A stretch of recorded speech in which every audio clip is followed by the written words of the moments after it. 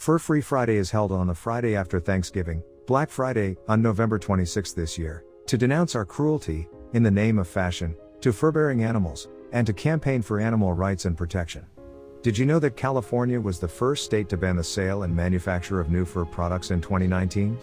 However, this law will not be implemented until 2023. Fur fashion is clothing manufactured with furry animal hides. This clothing is considered a luxury product and is worn mainly by the rich and famous to symbolize social status.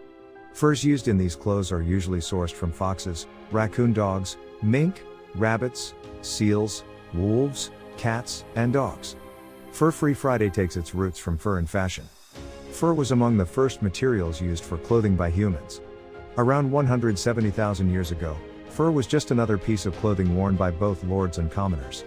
But that changed between the 14th and 17th centuries. For example, in England, the monarchy introduced sumptuary legislation that determined the type of animal fur worn by the different social classes. Higher-end animal furs such as ermine and gray squirrel were reserved for the aristocracy, while fox and beaver furs went to the middle class and goat and sheepskin for the lower class.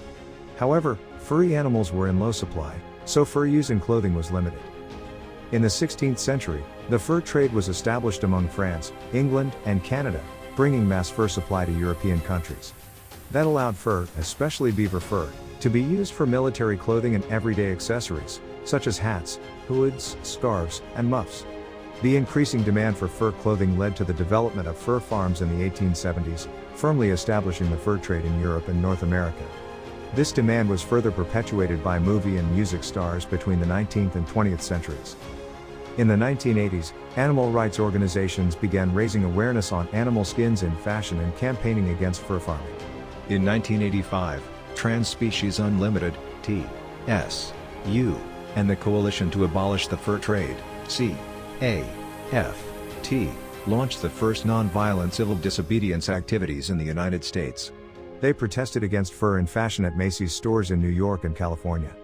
These same activities were repeated by George Cave and Cress Vellucci of TSU, the following year on the Friday after Thanksgiving.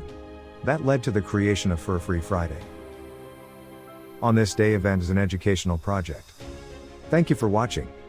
Don't forget to like and subscribe our channel.